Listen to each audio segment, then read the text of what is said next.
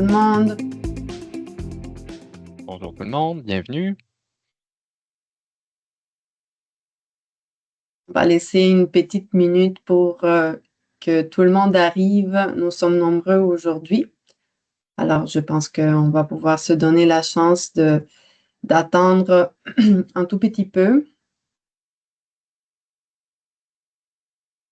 Comme vous les voyez, les micros, les caméras sont fermés et ils resteront fermés pendant toute la durée de ce webinaire.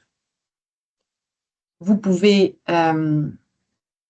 dialoguer avec nous à travers les canaux Q et R que vous devrez pouvoir voir exactement dans la barre en haut de votre fenêtre Teams.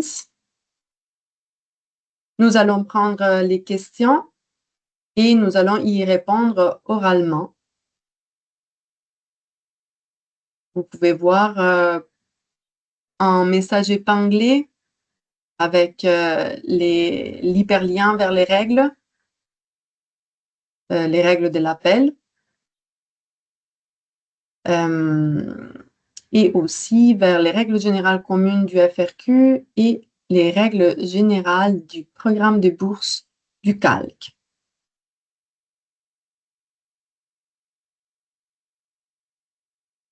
Moi, je n'ai pas d'informations sur les nombres de personnes admises. Thomas, est-ce que tu penses que c'est assez représentatif de ce à quoi on s'attend pour pouvoir commencer les webinaires? Est-ce qu'on attend une minute de plus? Peut-être un petit 2-3 minutes. On est rendu à 292 personnes Parfait, actuellement. parfait, oui, parfait. Donc, pour ceux qui se connectent au fur et à mesure, bienvenue à ce webinaire informatif sur l'appel à proposition Art Sciences Démarche croisée qui est proposé par le CALC et le FRQ conjointement. Donc, il s'agit d'une édition pilote pour l'année du concours 2026-2027, on le rappelle. Édition pilote parce que c'est les tout premiers appels. Donc, c'est un appel très novateur. Nous avons hâte de vous le présenter. Donc, nous attendons un bon nombre de participants. N'hésitez pas à rédiger vos questions dans les Q&R. Audrey Lavoie et Laurence Sansirpou vont pouvoir faire un suivi des questions avec nous et on y répondra à l'oral. On va enregistrer le webinaire, donc l'enregistrement est déjà en cours. On va pouvoir partager l'enregistrement au courant de la semaine prochaine dans la boîte à outils de la page de l'appel du programme, de l'appel en fait démarche croisée.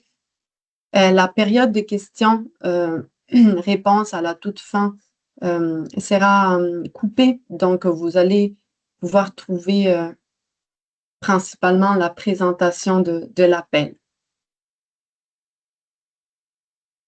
Nous avons fait un petit ajout à la page de l'appel pour justement participer à vos efforts de maillage.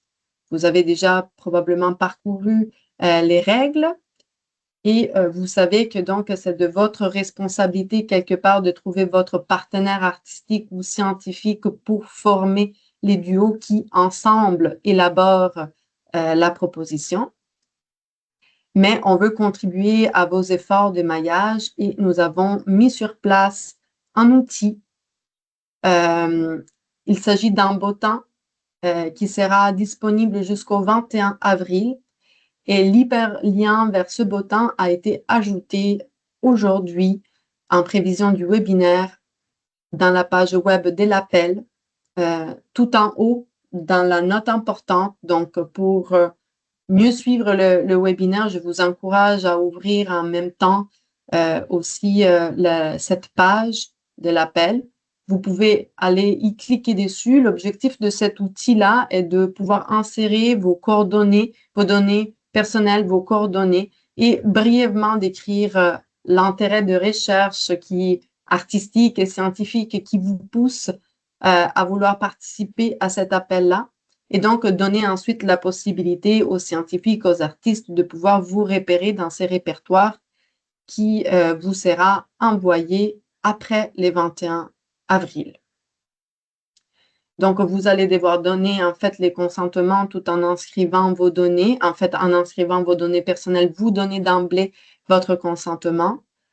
Sachez que l'outil sera transmis seulement aux personnes inscrites au bottin. Donc, le bottin est public et l'envoi de vos coordonnées se fait seulement à ceux qui ont donné le consentement justement à la transmission des données personnelles. Il y aura aussi une FAQ qui sera rendue disponible à la fin du webinaire. Je pense toujours au courant de la semaine prochaine, mais mes collègues, plus tard dans la présentation, pourront venir préciser cette information au besoin. Donc, sans plus tarder, je pense que les personnes qui seront un tout petit peu en retard, on est aussi sur une pause lunch, donc on laissera la chance aussi aux personnes d'arriver tranquillement pendant les webinaires. Mais donc, je crois avoir bien résumé les modalités de participation. Donc, sans plus tarder, je donnerai la parole à mon collègue Guillaume du Calque pour commencer cette présentation. Oui, bonjour tout le monde. Merci Raphaëlla. Donc, effectivement, c'est bien moi, Guillaume Thériault. Je travaille au Conseil des arts et des lettres du Québec. Et puis, voilà, donc, je vous présente cette première diapositive. Donc, le contexte et les caractéristiques en bref. Donc, il faut se rappeler que c'est un partenariat, un nouveau partenariat que le Calque et le FRQ a. Et donc, on est dans un projet pilote actuellement avec cette première édition. C'est un engagement de 3 ans qu'on a pour donc faire d'autres appels aussi de ce type. Donc, à la base, ce qu'il faut en comprendre de cet appel, c'est que ça repose sur la formation de duos composés d'un artiste, un ou une artiste, ainsi qu'un ou une scientifique. Et donc, il doit y avoir une proposition construite. Il y aura un maximum de 5 duos qui pourront être financés pour ce premier appel à candidature. Les duos qui vont être sélectionnés recevront au total 40 000 au maximum. Donc, il y a un 20 000 qui va provenir du FRQ qui va être versé directement à la chercheuse ou le chercheur, ainsi qu'un 20 000 de la part du Calque qui va être versé directement à l'artiste du duo. Vous avez jusqu'au 4 juin, 16 heures pour déposer votre demande et l'annonce des résultats se fera en septembre 2026. Donc, vous voyez aussi que la somme qui est versée par Calque et FRQ devra être utilisée sur un maximum de 12 mois, donc avant le 30 septembre 2027. Donc, ça répond aussi à une question qu'on a eue au préalable là, lors de l'inscription au webinaire. Effectivement, il faut que le duo artiste-scientifique soit déjà composé en amont du dépôt de la demande, puisque vous allez voir que dans le formulaire, déjà, on souhaite savoir euh, qui compose le duo que vous proposez. Exactement. Ben, merci beaucoup, Guillaume, pour avoir mis la table. Donc, on pourra passer à la diapositive suivante pour vous parler un tout petit peu de comment cet appel-là a été construit, d'où il vient. Donc, on va poursuivre aussi un peu sur les contextes du coup. Comme certains d'entre vous le savent peut-être, entre 2023 et 2024, le FRQ a organisé une grande consultation sur les financements des projets art-sciences dans toute leur diversité. Et c'est à ces moments-là que les pourparlers avec les Calques ont commencé et ils ont été approfondis lors des LACFAS, donc du congrès des LACFAS, qui est un congrès scientifique parmi les plus importants dans la francophonie, je vous dirais. Et c'est vraiment à partir des constats de cette consultation-là que on a bien remarqué l'évidence qui était celle de pouvoir créer un espace de rencontre pour que l'artiste et les scientifiques puissent justement poser les bases d'un travail conjoint. Commun. Donc, parfois, c'est difficile de trouver les temps, parfois, les modalités de travail sont très différentes, même si la recherche est quelque chose que nous avons en commun entre scientifiques et artistes, mais aussi la temporalité dans les travails est différente. Parfois, l'artiste est un peu dans l'urgence aussi de s'exprimer, alors que les scientifiques a peut-être une façon d'élaborer qui est un peu plus étalée sur les temps. Donc, dans cette asymétrie-là et sans aucun dispositif qui pouvait réellement, appuyer les développements d'un projet co-construit, d'un projet commun, ben, on se trouve dans la difficulté de faire démarrer des propositions qui soient bien ficelées, qui soient vraiment élaborées en pleine conscience, disons-le comme ça, et n'est pas tenté peut-être sur les coins d'une table, d'où, disons, nous avons décidé de créer cet appel-là. Donc, ça sert à créer les conditions nécessaires à la rencontre pour soutenir en pré-projet, en gros. Donc, on vous demande d'élaborer une vision commune, on vous demande vraiment de réfléchir à un cadre de travail commun, donc comment vous allez aussi ficeler le leadership. On remarque souvent qu'il y a un risque de hiérarchisation parfois entre les sciences et les arts qui peut pencher d'un côté et d'un autre, donc les arts au service de la science. Pour peut-être mieux communiquer ou communiquer de façon plus dynamique les contenus, ou bien les sciences au service de l'art parce qu'elles pourraient apporter des informations ou des données pour justement aller créer. Mais là, dans cet appel-là, on veut vraiment vous voir réunis en train de réfléchir à comment co-construire, à comment croiser la méthode scientifique et la méthode artistique. C'est pourquoi l'appel s'appelle Démarche croisée. Donc, c'est un appel qui sert à renforcer l'intersectorialité et donc à favoriser la co-construction de savoirs et de pratiques. En gros, on s'attend à financer de l'espace et du temps pour que vous puissiez fonder les bases de votre collaboration. Donc, en parlant de renforcement du maillage intersectoriel, de constitution d'un duo, ben, on se demande, du coup, un artiste ou une artiste peut se demander, ben oui, je ne connais pas de scientifique, comment je peux faire?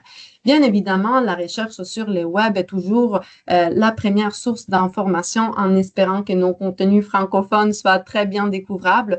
N'oublions pas que les universités ont toutes des répertoires des chercheurs qui sont, disons, à l'emploi dans les établissements. Ici, on a mis une liste non exhaustive des répertoires dans les différentes universités que vous pourriez trouver. C'est sûr que c'est un peu de temps de navigation, on ne se les cache pas. Il va falloir aller regarder au travers des facultés, des départements, donc on comprend. Mais une fois que vous êtes arrivé à bien cibler votre zone d'intérêt, puis votre région, puis l'établissement d'intérêt, c'est vraiment facile et dans les répertoires, et les contacts sont très bien accessibles. Donc, on vous encourage à écrire un objet clair dans les courriels que vous allez envoyer aux scientifiques, assez concis, s'il vous plaît, puis disons avec une présentation aussi courte et nommer d'emblée peut-être que c'est dans les cadres de cet appel que vous contactez les scientifiques et déjà mentionner votre centre d'intérêt, votre objet de recherche qui vous intéresse pour déjà établir la convergence, la complémentarité. Et si les scientifiques ne vous répondent pas immédiatement, ne vous inquiétez pas, parfois les scientifiques doivent absorber un gros volume de travail, puis je pense que c'est la même réalité pour les artistes, bien honnêtement. Donc, n'hésitez pas à relancer par courriel, par téléphone. Et vous pouvez aussi entamer des démarches parallèles tout en faisant preuve de transparence et ensuite, en fonction des disponibilités, des résonances, vous pouvez aller concrétiser en duo, nous l'espérons. N'oubliez pas aussi qu'il y a certains événements comme par exemple l'ACFAS dont je vous parlais un tout petit peu avant qui, oui, sont très intéressants à fréquenter puis nous encourageons la fréquentation à l'ACFAS, mais on sait que ça vient avec des droits d'accès, en fait, des frais d'accès qui, disons, si pas budgétés, peuvent peut-être ne pas être absorbé dans l'immédiat, mais n'oubliez pas que les sites web de l'ACFAS contient vraiment toute la programmation complète de tous les colloques qui sont présentés à chaque édition avec les thématiques, avec les titres des colloques, avec les noms des intervenants qui sont souvent cliquables, donc qui vous renvoient aux biographies, aux contacts. Et donc, c'est aussi une source très, très précieuse pour trouver un scientifique. Et puis, bien évidemment, l'outil qui est déjà à disposition sur la page web de l'appel et qui vaut pour l'artiste et les scientifiques.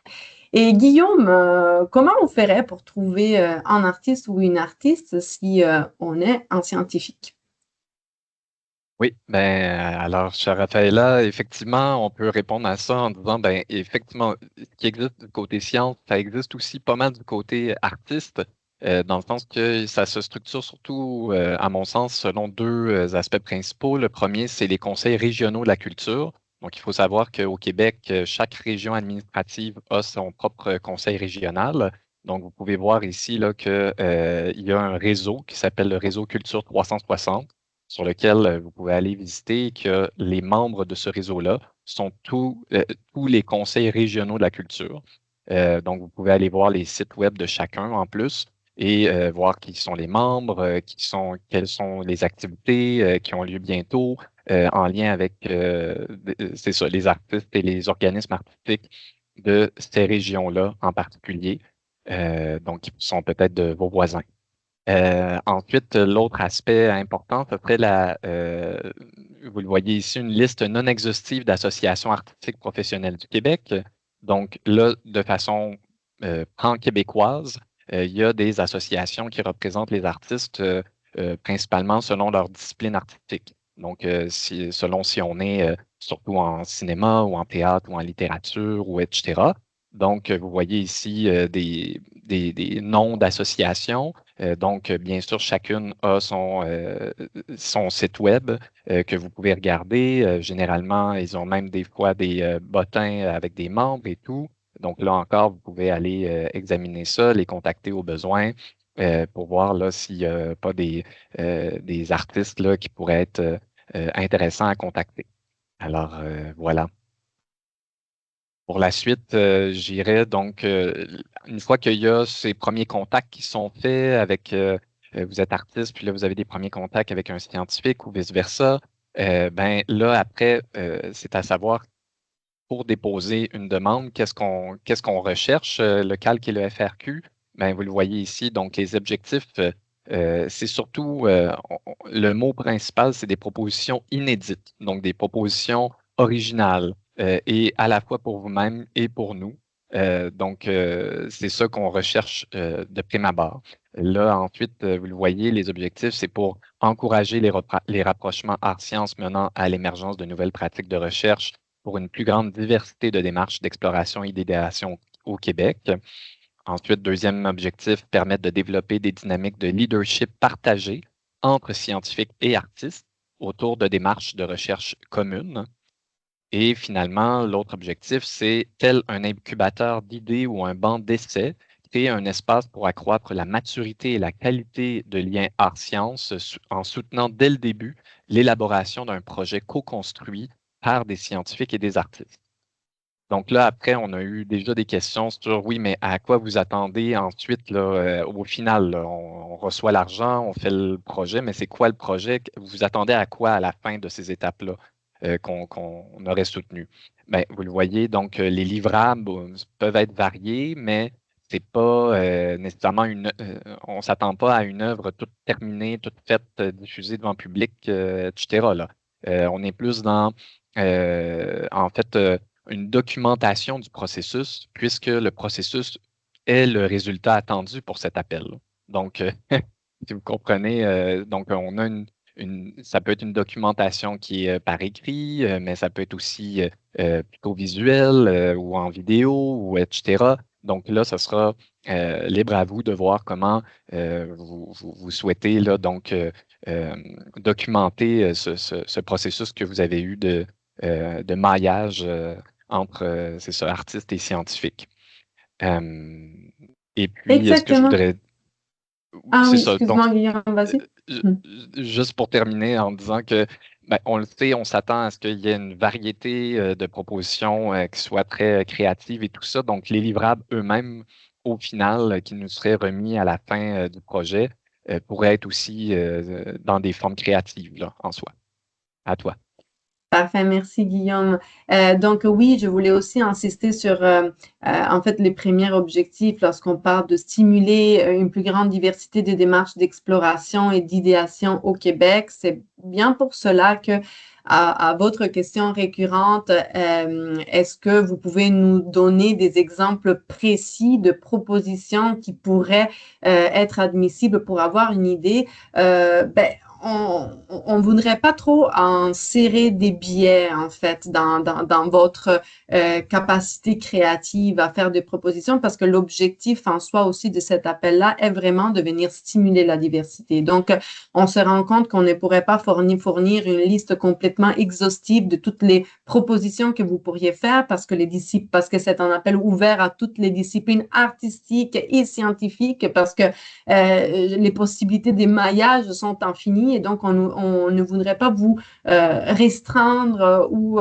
contraindre à une liste qui ne serait pas exhaustive. Donc, on veut vraiment faire jaillir la diversité et on n'oublie pas que c'est une édition pilote et aussi, ben, je me permets donc de partager la réflexion en disant que sûrement qu'en année 2, on sera capable aussi de voir quelles ont été finalement les propositions retenues pour l'appel 1 et c'est sûr qu'en année 2, on pourra avoir plus de repères aussi sur les grandes tendances de cet appel-là. Mais ce que nous pouvons faire pour vous, c'est vraiment de préciser davantage nos attentes par rapport aux propositions tout en laissant un cadre souple, large, pour que vous puissiez ensuite revenir vers nous et nous poser des questions plus spécifiques à ce sujet. Mais donc, ce que nous recherchons des propositions, ce sont vraiment des propositions qui aide à la compréhension mutuelle.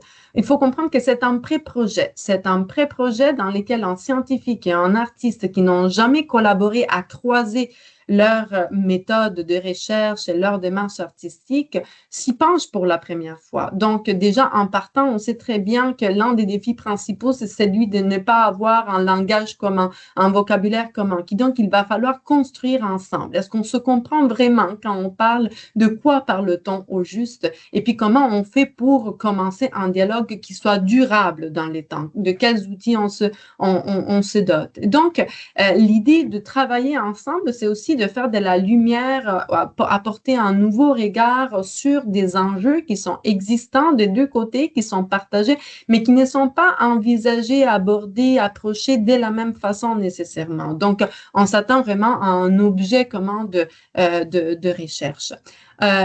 On s'attend aussi à un enrichissement mutuel, en fait, dans ce processus. On en parlait un tout petit peu au début dans la philosophie du programme. On remarque souvent un risque de hiérarchisation entre les pratiques, entre les disciplines. Là, on est vraiment sur le même plan. C'est pourquoi c'est un duo. C'est pourquoi c'est un partenariat Calque-FRQ et c'est pourquoi c'est un cofinancement.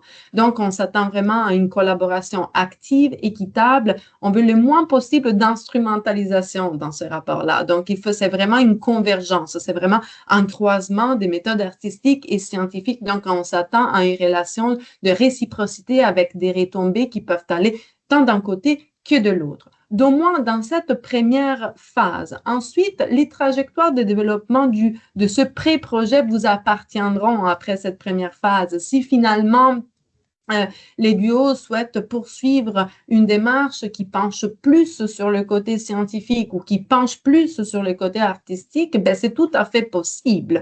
Donc, on ne dit pas que les duos doivent se cristalliser et continuer un cheminement sans possibilité de modification, mais au moins cet élan-là du départ, d'avoir vraiment co-construit un pré-projet qui peut ensuite prendre d'autres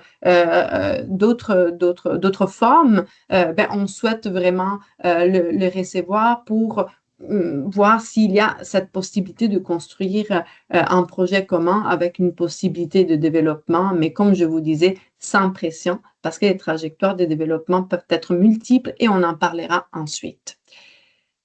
J'enchaîne donc pour aborder un élément central vraiment du programme, qui est l'admissibilité, donc la composition du duo.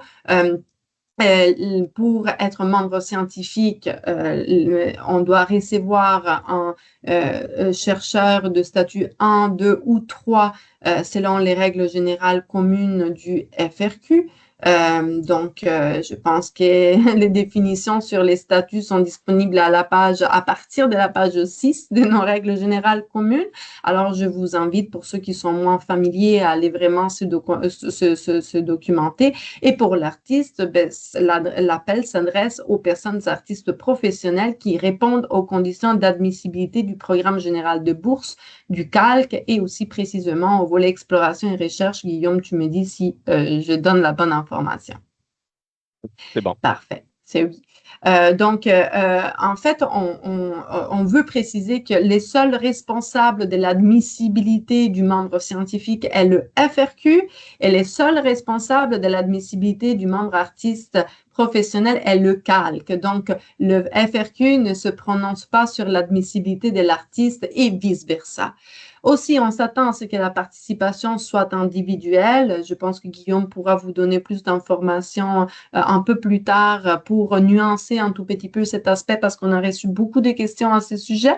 Et de l'autre côté, moi, j'emmène la notion de ne jamais avoir travaillé ensemble, en fait, pour composer en duo. Alors, vous êtes nombreux à nous demander, mais qu'est-ce que ça veut dire avoir travaillé ensemble, etc., etc. Bon, d'emblée, le cadre le plus, disons, simple que nous pouvons poser est bien évidemment si vous avez participé ensemble à peu importe quelle plateforme de recherche, que ce soit une résidence dans les cadres plus universitaires ou dans les cadres artistiques, que vous ayez vraiment déjà des crédits de co-création ensemble, que vous ayez diffusé une œuvre ou en papier, en article, ben pour nous, ça, au moment où c'est formalisé, puis une information publique sur les web de quelque chose qui a été déjà accompli dans le sens de croiser des pratiques, pour nous, ça, c'est déjà une expérience préalable de travail. Alors que si, par exemple, vous êtes souvent côtoyé dans un environnement professionnel, mais que vous avez peut-être plusieurs chapeaux, puis en tant qu'artiste et scientifique, vous n'avez jamais travaillé ensemble à créer une proposition de croisement de pratiques. Par exemple, pour nous, ça, ce n'est pas une collaboration formelle. Vous voyez, aussi, si vous avez pris 1, 2 ou 3 cafés pour discuter informellement de vos objets d'intérêt de recherche qui seraient convergents, qui seraient communs, ben, on vous encourage en fait à poursuivre ces échanges pour venir déposer si la proposition reflète l'esprit du programme. Vous voyez?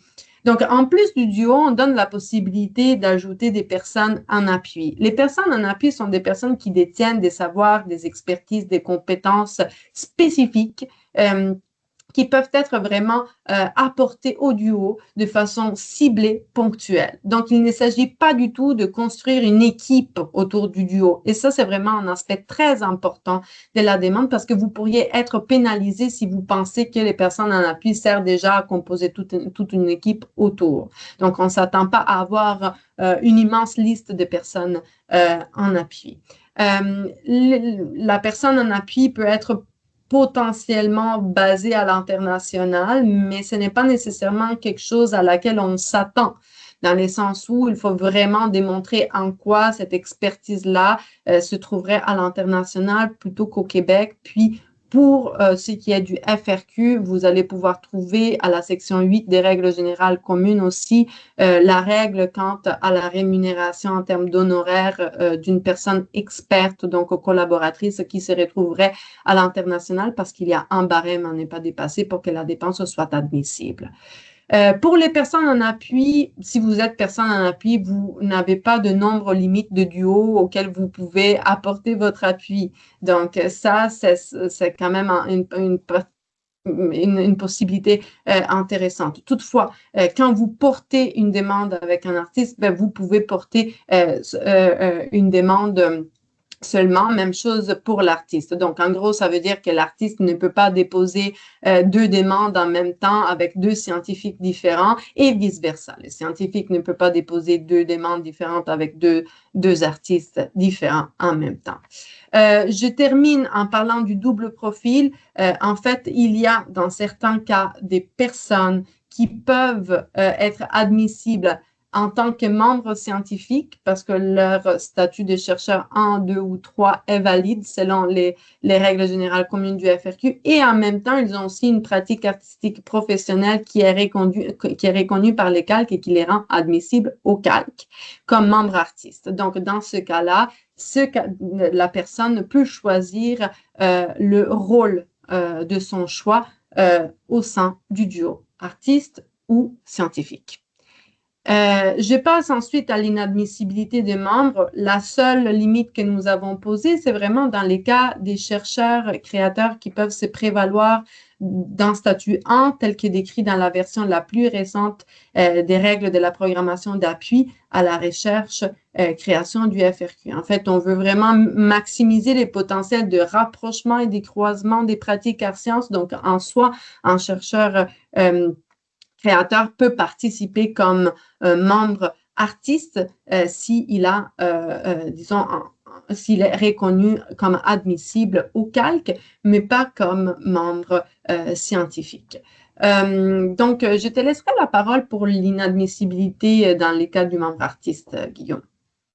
Oui, très bien. Donc, du côté artiste, en fait, il faut se rappeler qu'il s'agit ici de duo de personnes qui agissent à titre personnel. Donc, c'est pour ça que du côté artiste, on indique que ça ne doit pas être, l'artiste ne devrait pas normalement faire partie d'un organisme à but non lucratif ou d'une société de personnes ou une compagnie à but lucratif.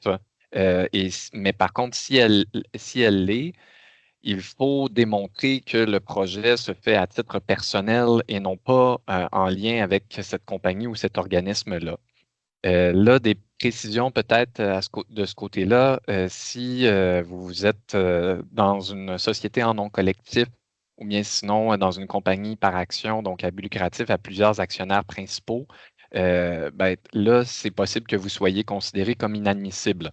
Par contre, si vous avez une entreprise individuelle ou que vous êtes dans le conseil d'administration, mettons, d'un organisme à but non lucratif et que vous faites ce projet-là avec le scientifique de façon personnelle, ben là, il y a des bonnes chances que vous soyez admissible.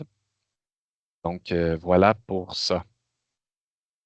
Maintenant, pour la suite, au niveau de l'admissibilité des propositions, en fait, je vous dirais, on a déjà parlé pas mal, là, Raphaëlla a très bien décrit là, ce qu'on s'attend à avoir comme type de projet, etc. jusqu'à maintenant.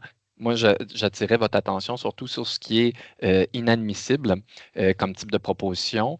Et vous le voyez, le premier point, c'est un des plus importants, dans le sens que la production ou la diffusion d'œuvres n'est pas le but visé par ce financement, dans le sens que on ne s'attend pas, comme je l'ai dit précédemment, à ce qu'une œuvre de type spectacle, exposition, court ou long métrage soit produite et prête à être diffusée devant un public à la fin de ce financement-là qu'on est en train de donner.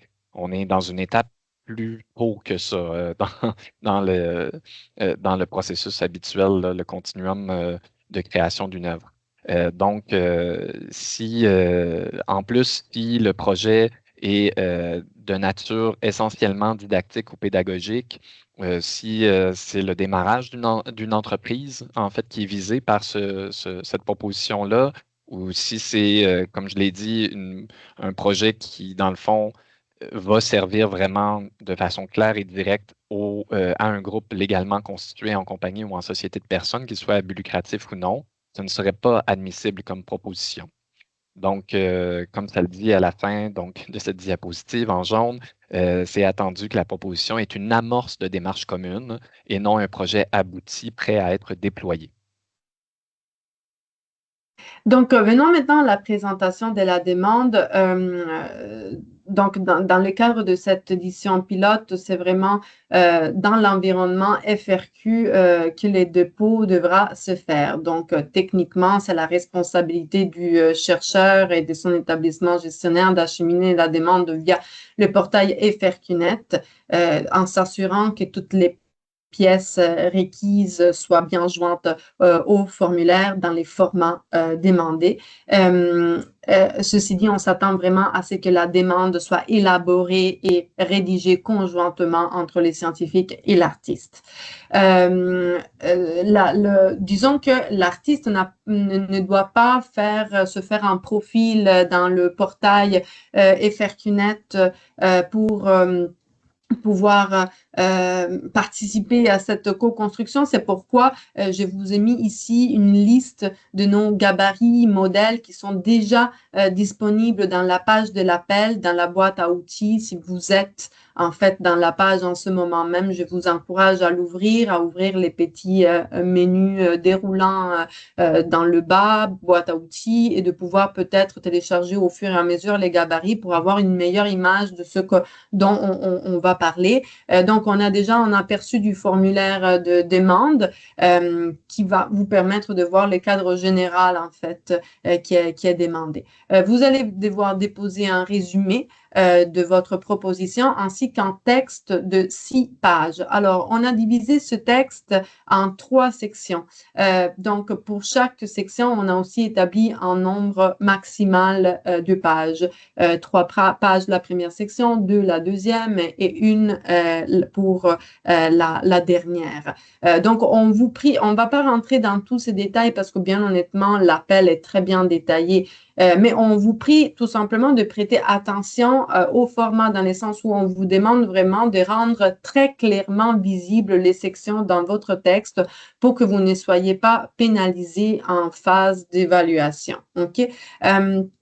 Ensuite, en plus du texte, on demande les CV. Pour les membres scientifiques, c'est vraiment les formats habituels qu'on demande. Donc, c'est en 6 pages en français, 5 pages en anglais.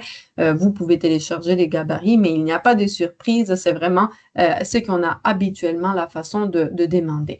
Même chose, on a essayé de faire pour le membre artiste. Donc, il n'y a pas de format qui soit requis pour le CV artiste. L'important, c'est le nombre de pages, donc 3 pages, que ce soit en français ou en anglais. Et à cela, on demande un complément d'information, mais je laisserai plutôt Guillaume vous parler de ça tout de suite après pour vous donner quelques informations de plus. Mais si vous êtes sur la page de l'appel en ce moment, vous pouvez télécharger déjà les consignes de présentation du complément d'information du membre artiste. Ça vous permettra de mieux suivre peut-être l'explication aussi de Guillaume qui suivra. On vous demande un budget global. Alors, je sais que c'est plus côté calque qu'on a l'habitude de demander un budget global, mais si vous avez les gabarits téléchargeables devant vous, vous voyez qu'on l'a divisé vraiment clairement en 3 blocs distincts. Donc, au financement du FRQ, il va falloir correspondre les lignes de dépenses. Au financement calque, même chose, il va falloir correspondre les lignes de dépenses. Et ensuite, on a aussi autres revenus. Alors, attention, cet appel-là est une bougie d'allumage. On s'attend à ce que ce soit une proposition inédite. Donc, si dans ces 3e blocs du budget, le comité d'évaluation va retrouver des grosses ressources déjà mobilisées autour de ce petit duo qui devrait être naissant, ben, c'est sûr qu'on va se poser quelques questions sur les caractères réellement inédits de cette collaboration, surtout si vous avez reçu de gros financements complémentaires. Donc, on vous prie vraiment de faire attention à cette nuance-là pour que ce soit vraiment, votre proposition soit vraiment le reflet de la philosophie derrière cet appel-là. Mais nous l'avons inclus parce qu'il se pourrait que vous ayez par exemple, déjà une résidence, peut-être une possibilité de résidence ou peu importe quel autre type de dépense qui serait vraiment complémentaire puis qui pourrait venir soutenir un tout petit peu le travail initial. Donc, il va falloir ajouter aussi une page de justification budgétaire. Ce sont tout simplement des notes au budget. Au lieu de les avoir à côté de la ligne de dépenses, on les demande juste dans une page qui suit. Et ça, c'est plus habituel pour nos chercheurs. Donc, c'est comme ce que vous avez l'habitude de faire. Puis, en co-construisant le budget artiste scientifique, vous allez pouvoir vous arrimer dans tout ça. La dernière chose qu'on demande, c'est la lettre d'engagement. Alors, il y a un gabarit qui est disponible encore une fois dans la boîte à outils. Tout simplement les télécharger le remplir avec vos coordonnées et les co-signer. En fait, c'est une lettre qui sert pour des fins administratives exclusivement, donc aucune personnalisation n'est requise, puis elle ne passera pas au comité d'évaluation. Ça sert juste à comprendre qu'il y a bel et bien un consentement des deux membres du duo pour justement acheminer la proposition de façon formelle. Merci, Raphaëla. Donc, pour le complément d'information pour le membre artiste, dans le fond, du côté des programmes du calque, là, on entend ici surtout le matériel d'appui que normalement on joint là, à une demande de bourse au calque. Donc, ce complément, vous voyez ici les tailles maximum, là, donc 25 MO pour une pièce jointe. Il y a donc des extraits audio, vidéo, des images numériques, des extraits de texte ou de BD ou etc. qui peuvent être joints ou de partitions musicales. Donc, vous voyez ici les maximums qui sont possibles à joindre. Et par contre, on s'attend à ce que ce soit transmis dans un seul document PDF avec au besoin des liens cliquables. Donc, bien sûr, là, si vous avez des vidéos, euh, des pistes audio à montrer, tout ça, ça devrait être donc des liens web cliquables dans ce document PDF que vous joignez vous-même pour que ensuite les évaluateurs puissent cliquer là-dessus et avoir accès à ce matériel-là. Ouais, donc voilà pour ça. Pour ce qui est des dépenses admissibles, on en a déjà parlé donc du côté euh, oui et du budget. Je pense que Raphaëla, tu avais certaines précisions là, du côté FRQ à amener. Oui, oui, effectivement, merci Guillaume. Donc, côté FRQ, tous les postes budgétaires prévus par les règles générales communes sont admissibles. Donc, on vous invite vraiment à regarder les détails à la section 8 des règles générales communes. Tout simplement mentionner que pour les chercheurs de statut 3, donc au collège, il est possible de, disons, prendre un montant dans ces 20 000 pour du soutien salarial ou pour les dégagements de la tâche d'enseignement, donc pour faciliter la participation des statuts 3 à l'appel, et que des frais indirects de recherche de 27% sont calculés en dessus du montant octroyé et l'octroi se fera via l'établissement gestionnaire du chercheur. Et du côté calque, ben, les artistes qui ont déjà déposé des demandes au calque vont se reconnaître avec ces types de frais admissibles. En gros, la rémunération de la candidate ou du candidat artiste est bien sûr admissible pour ce qui est de l'argent calque octroyé pour ce duo. Donc, voilà. Sinon, et il est possible que ce soit la seule dépense qui est présenté au budget. Mais vous voyez ici d'autres types de frais qui sont admissibles. Donc, au besoin, là, selon votre propre proposition, vous pourriez ajouter peut-être des cachets pour des personnes en appui audio ou peut-être des frais de recherche ou de déplacement ou donc de location d'équipements spécialisés ou d'espace. Donc voilà, donc c'est des frais, des types de frais qui sont admissibles que vous retrouverez dans le budget aussi. Et puis là, on vous rappelle aussi à la fin de cette diapositive que l'utilisation de ces sommes doivent se faire dans un maximum de 12 mois, donc d'ici septembre 2027. Merci. Donc, pour la transmission de la demande, on y va rondement parce qu'en gros, tout a été dit. Donc, petit rappel, l'artiste n'a pas besoin de créer un profil dans le portfolio électronique du FRQ, qui est la plateforme que nous utilisons pour cette première édition pilote pour acheminer les formulaires électroniques de demande, qui est déjà disponible. Et donc, on s'attend à ce que le membre scientifique est responsable de remplir les formulaires avec les pièces jointes exigées et de transmettre la demande. Mais vraiment, il est vraiment important que la proposition soit co-élaborée et co-rédigée. Voilà, on a presque terminé cette présentation de diapositive. Là, on est à montrer les critères d'évaluation. Donc, vous voyez, en fait, dans la colonne de droite, les critères d'évaluation qui donc sont le rapprochement et le croisement, le réalisme et la faisabilité, ainsi que la portée des retombées. Et vous voyez ici la pondération aussi. Je vous laisserai lire les sous-points, les sous-critères qui sont listés ici. Mais ce qui est intéressant, c'est qu'on a mis dans la colonne de gauche que vous voyez ici les éléments de la demande, donc les sections du formulaire que vous avez eu à remplir.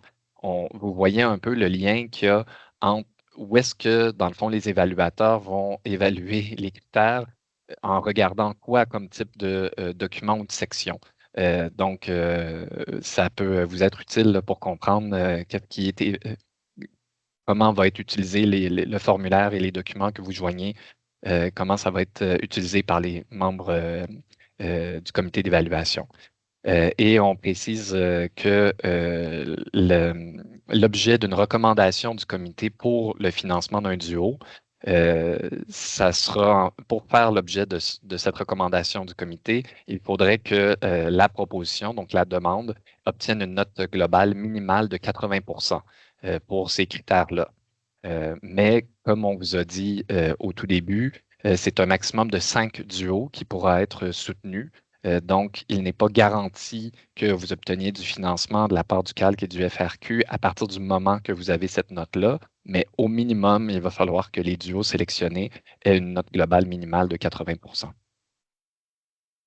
Donc, on termine avec d'autres considérations. En fait, on a ajouté quelques balises à la fin des règles de l'appel pour justement insister sur la temporalité. Vous avez jusqu'à 12 mois pour établir en fait, sur la base desquelles établir votre calendrier de travail, effectuer les dépenses, mais on ne s'attend pas nécessairement à ce que tous les projets aient la même durée. On comprend très bien que les temporalités peuvent être différentes en fonction des besoins, des disciplines, des disponibilités de chacun. Donc, soyez vraiment libre de établir les projets comme vous les sentez, dans un équilibre entre contraintes qui vous poussent à des décisions et flexibilité pour vous donner justement le temps de l'exploration. Des considérations importantes sont à faire au niveau de la propriété intellectuelle, qui inclut les droits d'auteur, et de l'éthique. Lors de la grande consultation, en fait, il y a eu beaucoup de réflexions sur comment ces deux aspects-là peuvent parfois freiner les collaborations entre un artiste et un scientifique.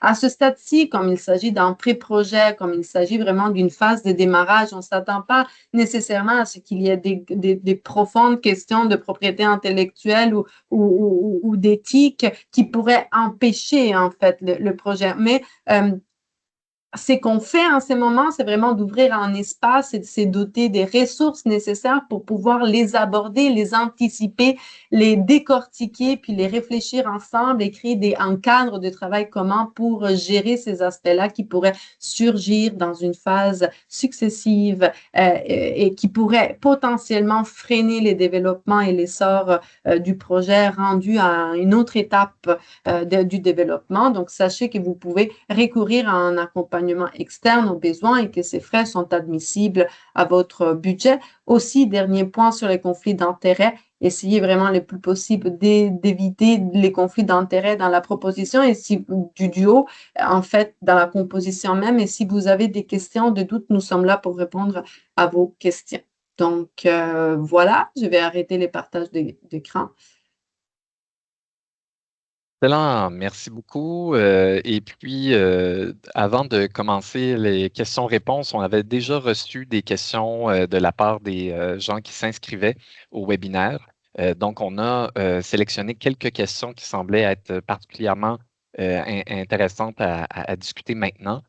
Donc, je commencerai avec la première, qui est-on admissible si l'on a déjà une bourse en cours au calque?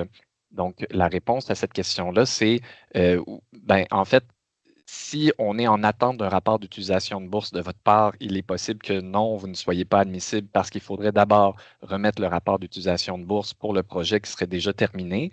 Mais si, par contre, le projet est en cours et puis que vous êtes en train de le réaliser et tout ça, un artiste peut avoir jusqu'à 3 dossiers ouverts concurremment au calque. Donc, il serait possible là, à avoir jusqu'à un maximum de 3 demandes, y compris celle qui est déposée auprès du FRQ pour le présent appel. Raphaëlla, est-ce que tu veux que je nomme la question suivante ou tu y as Oui, accès? passe à la question suivante. Je te rejoins dans quelques secondes. Ben, OK. Donc, en fait, pour la question suivante, c'était au niveau de la diffusion publique. Donc, est-ce qu'une présentation, une conférence, une exposition ou un film documentaire est-elle permise? Ben, en fait, la diffusion publique, comme je vous disais, vu qu'on est dans un projet de maillage au départ et tout ça, normalement, il n'y aurait pas à inclure une diffusion publique d'une œuvre finale. Par contre, lorsqu'on parle de inviter des gens de l'extérieur du duo à venir assister à une certaine proposition d'un prototype ou un extrait, un fragment d'une œuvre pour voir ensuite là, quelles sont leurs réactions, puis ou peut-être des partenaires potentiels pour des étapes futures du projet. Là, il pourrait y avoir peut-être ce genre de choses-là qui est possible. Mais il faut se rappeler que les frais de diffusion d'œuvres ne sont pas admissibles normalement dans cet appel. Voilà. Est-ce que tu veux continuer, Raphaëlla? Oui, est-ce que tu avais abordé les points des technologies, Guillaume? Peut-être pour terminer ton élan sur les... Oui, je vais terminer avec ça. Donc, oui, je vais tout de suite y aller avec est-ce que les technologies de type intelligence artificielle, réalité virtuelle, dispositifs immersifs sont admissibles? Ben, en fait, oui, c'est admissible. Vous pouvez les utiliser, ces technologies-là, dans votre travail avec l'artiste, le scientifique, etc. Par contre, on se rappelle que justement, le but n'est pas de, au final, en arriver à la diffusion d'une œuvre toute terminée au bout de ce financement-là. Mais si dans le travail que vous souhaitez faire avec l'artiste ou le scientifique du duo, il y a l'intégration de technologies de ce type-là, ben oui, pourquoi pas, si ça fait partie du processus. Parfait. Ben, de mon côté, j'en profite donc pour répondre à une question que, on a reçue de multiples fois et je le vois aussi dans les QR ici à côté. Est-ce que les étudiants sont admissibles à cet appel? Alors, pour être admissible comme membre scientifique, il faut avoir un statut 1, 2 ou 3 selon les règles générales communes, un statut donc de chercheur. Donc, les étudiants n'ont pas un statut de chercheur selon les règles générales communes du FRQ, ni les postdoctorants.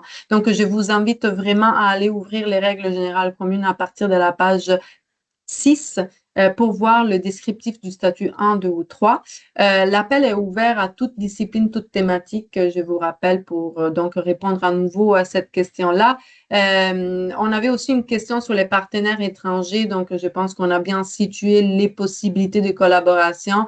Par exemple, si vous faites une recherche, si vous avez un objet de recherche commun sur les cacao et qu'il y aurait un expert des cacao qui se trouverait dans un pays étranger qui peut vraiment venir à apporter un savoir spécifique ou une participation vraiment ponctuelle, spécifique en tant que personne en appui et qu'il serait basé à l'étranger, vous pouvez justement déterminer l'importance d'avoir cette personne-là en appui au duo, mais ça ne peut pas être nécessairement un artiste qui travaille depuis l'étranger pour faire éventuellement une proposition en trio plutôt qu'en duo. Donc, euh, il faut vraiment s'en tenir à la notion de personne d'appui et c'est les seuls espaces où on peut avoir une personne depuis l'étranger.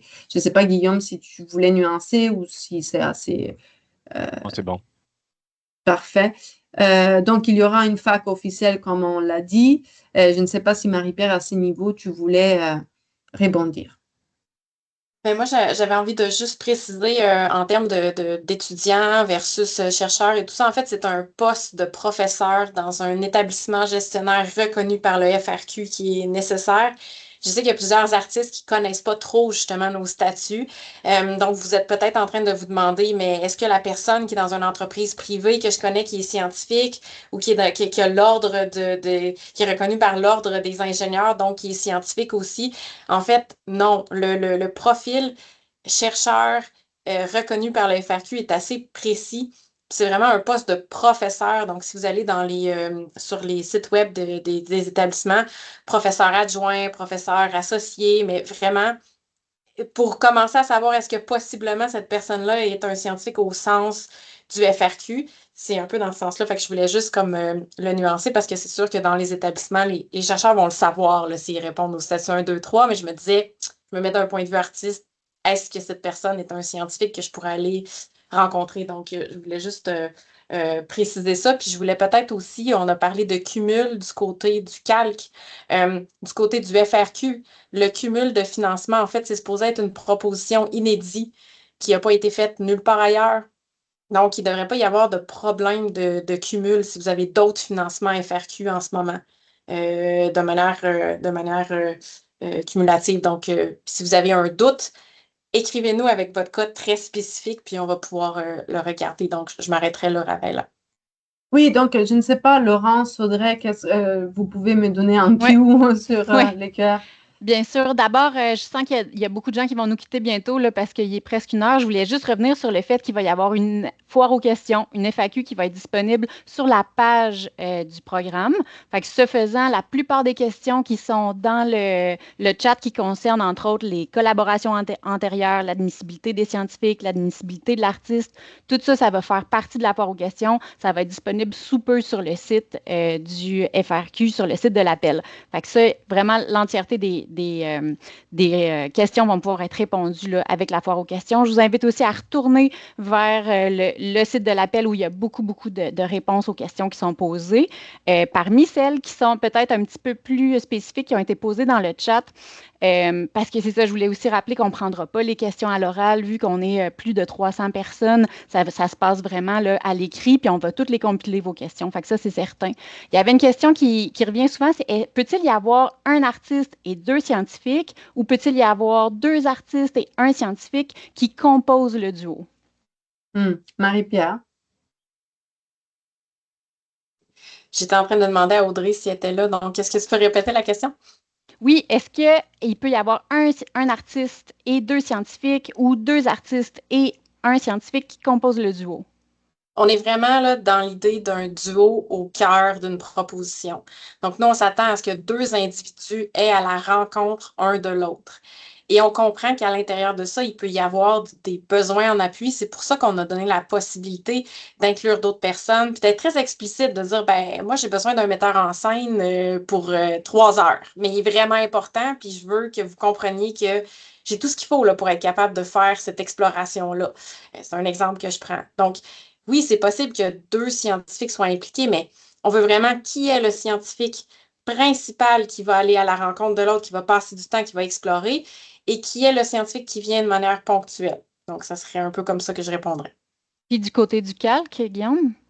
C'est ça, du côté du calque, je dirais que c'est un peu la même chose. C'est qu'il faut qu'il y ait une personne artiste porteuse qui soit la personne membre du duo officiellement. Et ensuite, ben, s'il y a d'autres artistes impliqués dans le projet, elles deviennent alors des personnes en appui au duo artiste scientifique. Donc là, si le duo artiste scientifique est sélectionné, ça veut dire que l'argent qui va être versé par le calque va être versé aux membres artistes. Et pour l'argent calque, là, va être versé aux membres artistes. Et ce membre artiste-là devra donc gérer l'argent qui est reçu, payer les autres artistes aux besoins. Ensuite, c'est cette personne-là qui va avoir à remettre là, le livrable, le genre de rapport ensuite d'utilisation de l'argent. Donc, voilà.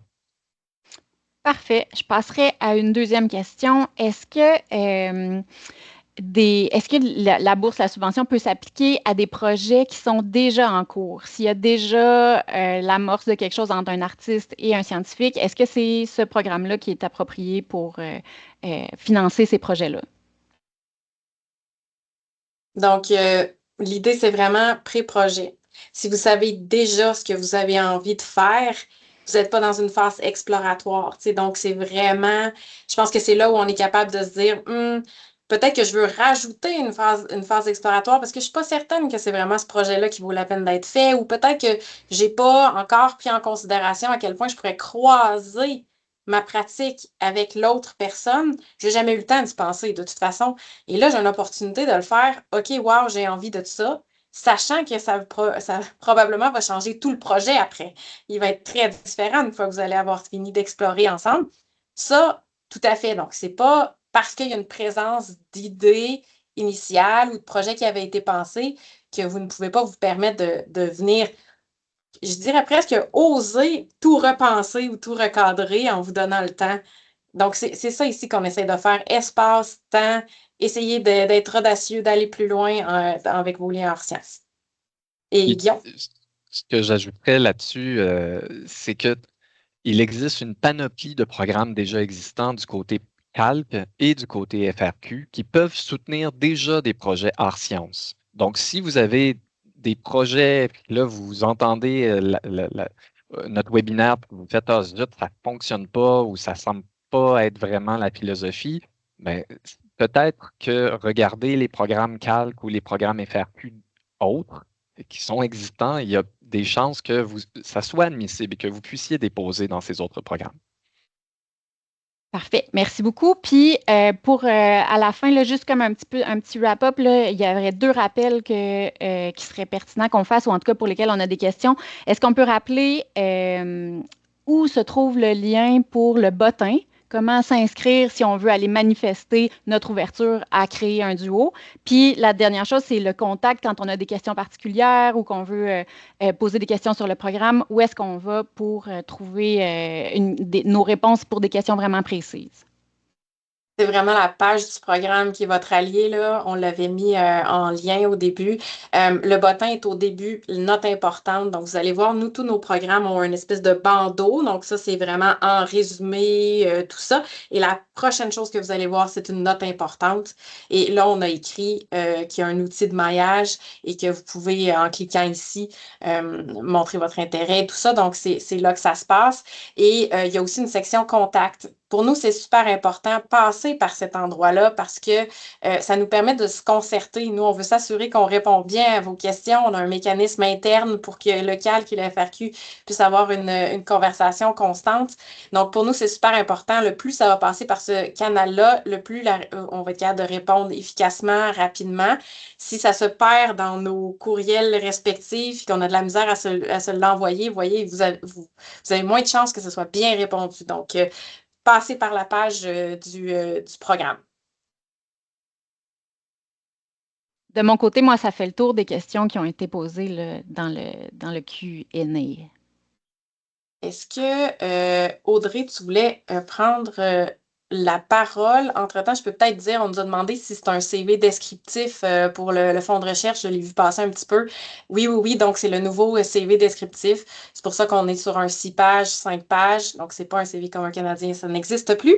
Mais ce n'est pas non plus un CV très abrégé, là, comme on avait l'habitude de prendre avec Audace. On embarque dans le train de ce qu'on fait au FRQ qui est quand même relativement nouveau. Donc, il y avait ça aussi, je pense que vous aviez posé comme question. Si Audrey, tu veux nous dire, est-ce que nous reformuler une ou deux questions? Sinon, je sais qu'Audrey a aussi besoin de changer de rencontre. Sinon, je peux toujours aller avec la question, le double profil hors sciences, chercheur-créateur, en fait. Parce que je le sais qu'il y a plusieurs personnes des bureaux de la recherche qui sont présents puis qui nous ont posé la question, puis eux, vous êtes là pour essayer de trouver ou d'aider vos chercheurs, vos chercheuses à se positionner. Pour nous, un statut double hors sciences, en fait, ce qu'on pense d'un point de vue chercheur, c'est qu'il peut y avoir un chercheur qui applique la méthode scientifique de manière habituelle autour d'un objet de recherche, ça peut être n'importe quel domaine. Il fait ça dans sa vie, mais il est aussi artiste. Et il est artiste professionnel, là. Il répond aux critères du calque. Donc, pour nous, ça, c'est un double profil. Par contre, un chercheur créateur, c'est quand même un artiste qui vient en contexte académique problématiser sa démarche artistique. Donc, ça reste très axé sur une démarche artistique. Donc, pour nous, ça demeure un profil artistique. Donc, c'est pour ça qu'on s'est dit, on va le dire très précisément, le membre scientifique, il ne peut pas se présenter comme scientifique parce qu'il est chercheur-créateur. Ça n'enlève rien à la rigueur, le contexte académique dans lequel cette personne-là vit. Absolument. C'est simplement parce que la démarche, elle demeure très artistique. Peut-être qu'il y a aussi quelqu'un qui a à la fois un labo de recherche qui applique de la méthode scientifique, qui a aussi déjà fait de la recherche-création et qui est artiste. Tu sais, je veux dire, ça se peut là, qu'il y ait un profil aussi éclectique que ça. Et là, à ce moment-là, ben, il y a le choix aussi d'être un membre scientifique.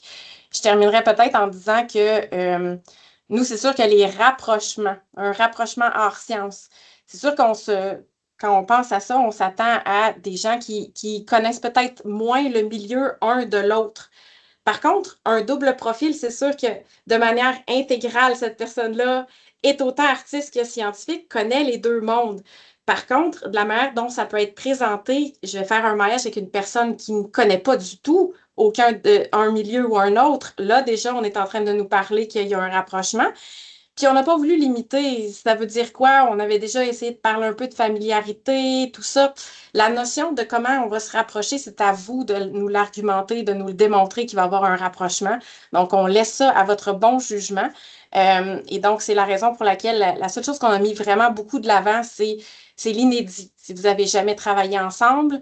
Et puis, on est très heureux de voir des profils hors sciences s'il y en a parce que c'est quand même des gens qui vont amener une expertise, qui vont aider des rapprochements. Donc, on ne veut pas vous écarter du tout.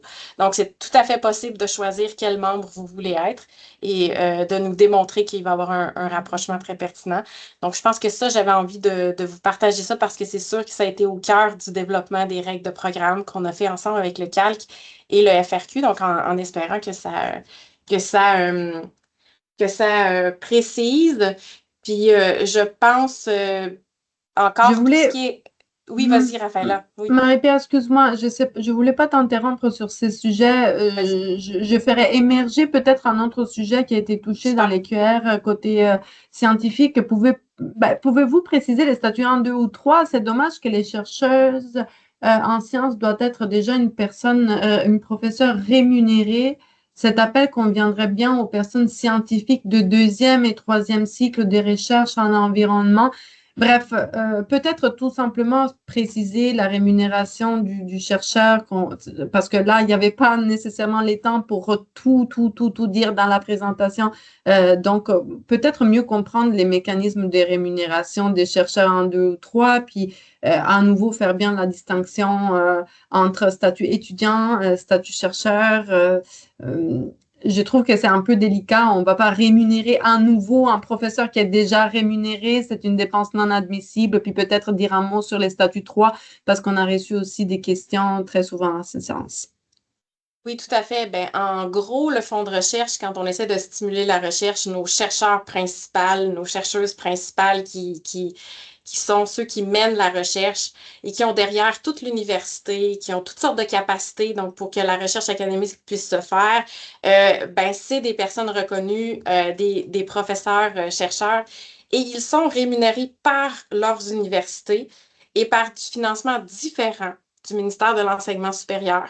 Donc, nous, le fonds de recherche, quand on vient appuyer de la recherche, on ne rajoute pas des salaires. Les salaires sont déjà d'emblée pris en compte par les universités d'une source différente, ce qui est tout à fait différent de comment les artistes sont rémunérés par le calque. Donc ça, c'est une réalité qui fait que quand on a dit on rémunère le chercheur et ou la chercheuse comme on a l'habitude de le faire du côté des FRQ et que le calque va rémunérer l'artiste comme ils ont l'habitude de le faire au calque, on voulait justement essayer d'appuyer les réalités différentes de chacun d'une manière semblable et ainsi permettre un espace où il y a tout ce qu'il faut, en fait, qu'il y a toutes les ressources. Mais donc, si vous êtes artiste, ne vous attendez pas à voir dans le budget du chercheur ou de la chercheuse quand vous allez en discuter ensemble et faire un budget global, un gros montant qui va être essentiellement du salaire pour cette personne-là. Ça ne le sera pas, en fait. Et on a décidé c'est sûr que des dossiers, des duos hors sciences, on aurait pu accepter vraiment beaucoup de combinaisons possibles. Mais on veut quand même être capable de gérer la demande de miser sur les personnes qu'on a l'habitude de financer. Donc, non, ce n'est pas à la maîtrise, c'est pas au doc, c'est pas au postdoc, c'est pas des professionnels de recherche, ce n'est pas des chargés de cours du côté de la recherche. Puis je suis sûre que Guillaume serait aussi capable de dire, bon, ben, c'est des artistes reconnus par les pairs d'une manière précise qu'on a mis en place au calque et on mise toujours là-dessus. On le sait qu'il y a des scientifiques qui vont être ailleurs et qui ne pourront pas former un duo, des artistes qui ne répondent pas aux critères. C'est un choix et ça démontre le partenariat qui est basé sur 2 organismes subventionnaires qui ont leurs propres règles et qui essayent de fusionner d'une manière le plus harmonieuse possible pour faire travailler les gens ensemble. Donc voilà, je pense que c'est un peu ce que j'aurais à dire là-dessus. Et là, gênez-vous pas pour quitter. On sait que chaque personne doit aller un peu vaguer à ses occupations, mais on s'était donné la possibilité peut-être de continuer à répondre pendant quelques minutes. Je ne sais pas si, Raphaëlla, toi, tu vois autre chose. Si, Laurence, tu vois autre chose qui se dessine. Oui. On peut peut-être encore un petit 5 minutes, quelque chose comme ça. Peut-être ici, on nous demande en revanche si les étudiants peuvent être des personnes en appui, par exemple. Par exemple, est-ce qu'il y a une question, est-ce que les 20 000 alloués à l'artiste-professeur, au duo, à l'artiste-professeur peut être déposé dans un compte de dépenses universitaires pour embaucher des étudiants? Un compte de dépenses universitaires. Je ne suis pas sûre que Oui. j'ai compris, mais en fait, le 20 000 qui va être par l'établissement gestionnaire puis qui va se rendre jusqu'au chercheur ou la chercheuse pourrait servir à avoir un soutien étudiant. Encore une fois, on met l'accent sur le duo. C'est le duo qui va à la rencontre de l'autre.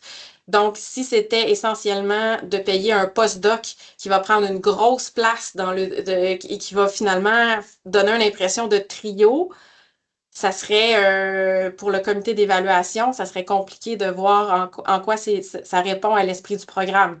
Donc, on ne s'attend pas à ce qu'il y ait la majorité du 20 000 soit un soutien à un étudiant, mais quelle bonne idée s'il y a un besoin d'appui, d'avoir une partie du budget qui va servir à faire en sorte qu'un étudiant ait une contribution ou une étudiante ait une contribution.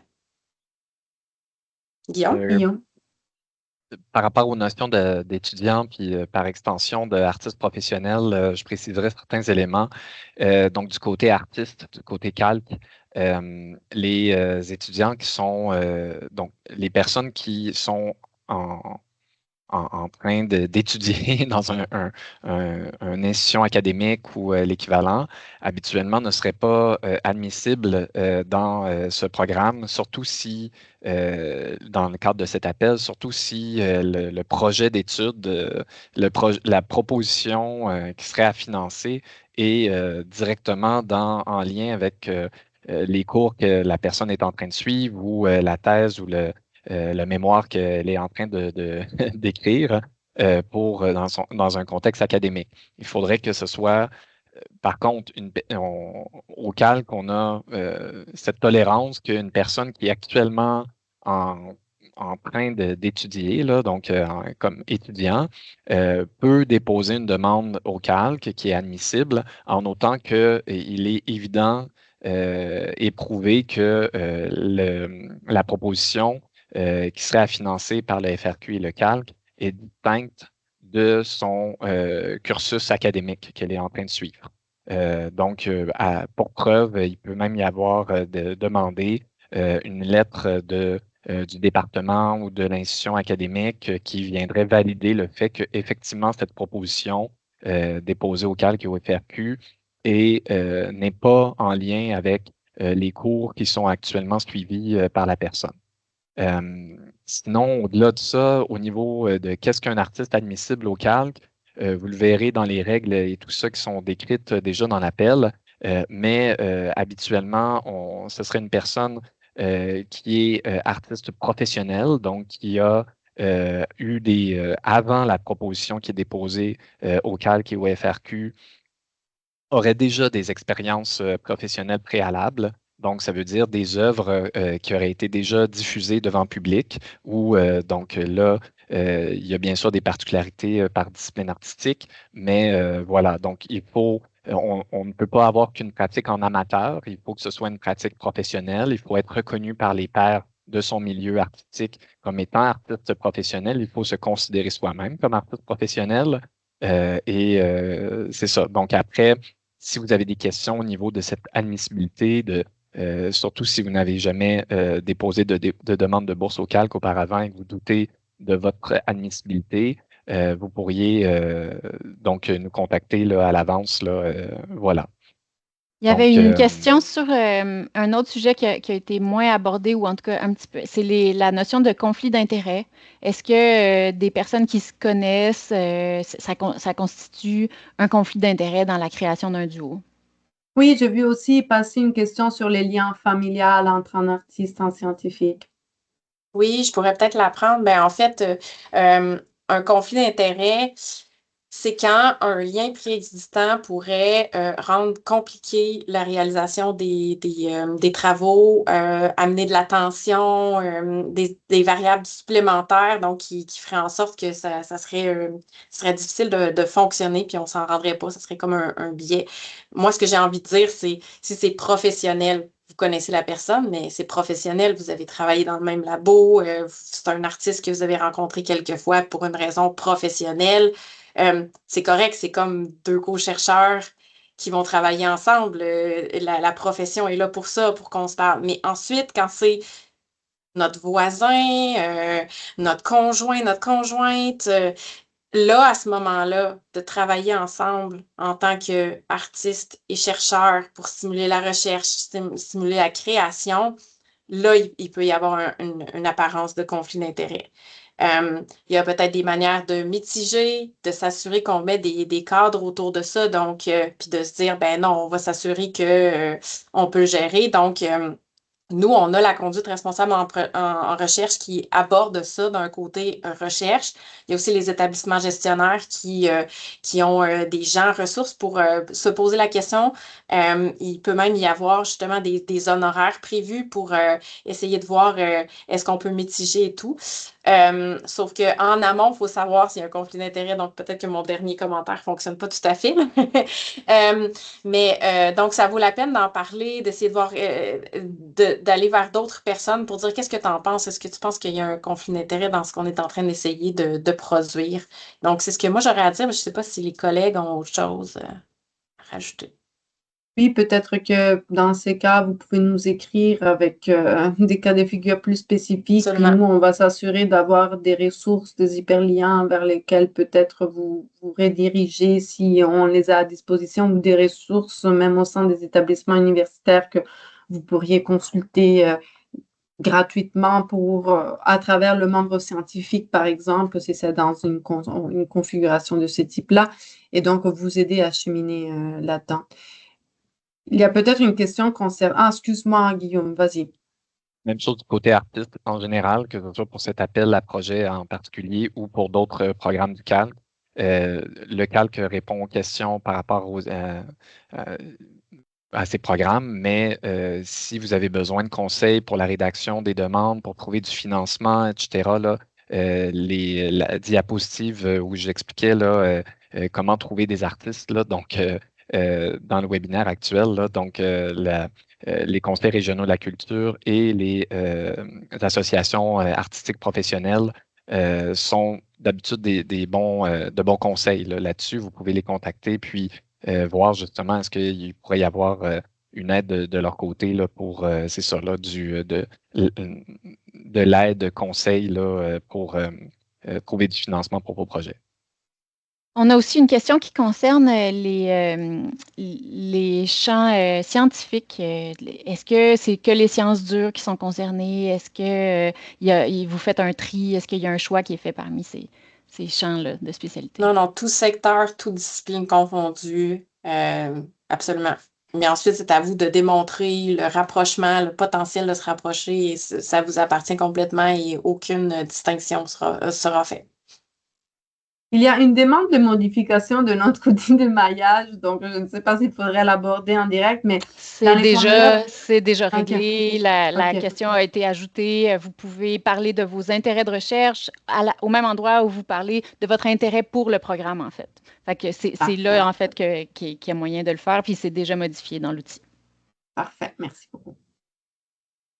Puis peut-être un petit mot, tout ce qui est chercheur de collège, chercheur chez CCTT, Raphaël l'a quand même mentionné, mais je vois plusieurs questions. Donc, tout à fait, dégagement de tâches d'enseignement, comme on a l'habitude de le faire pour le fonds de recherche quand on donne la possibilité du statut 3 d'être capable d'appliquer.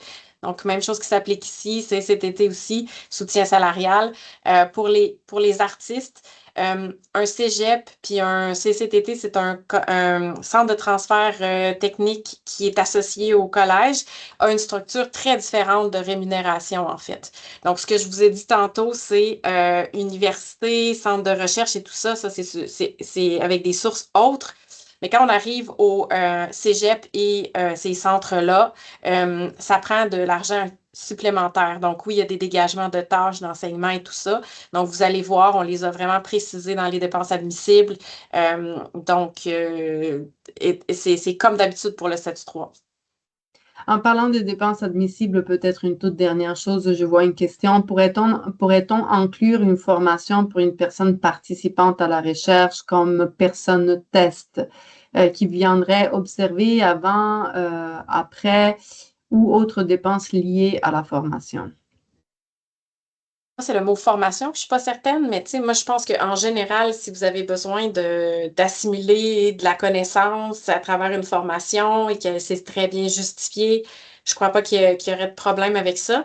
Mais à l'intérieur, il y a aussi comme une mention d'une personne test ou, moi, ça me fait penser à participante de recherche ou un citoyen ou quelqu'un qui vient recevoir un peu ce qui a été fait, puis Guillaume l'a mentionné. C'est un peu comme une personne d'appui, si vous pensez que il y a une partie prenante, peu importe d'où elle vient dans la société, qui devrait pouvoir venir s'asseoir quelques heures avec vous à une certaine fréquence, puis que ben, vous voulez pouvoir la payer, ben, c'est une dépense admissible.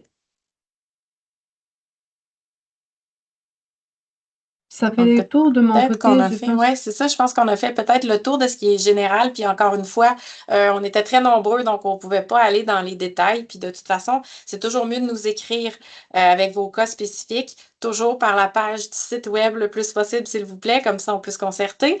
Mais c'est ça, nous donner les explications et nous, autant qu'on peut, on va vous donner l'information, le soutien.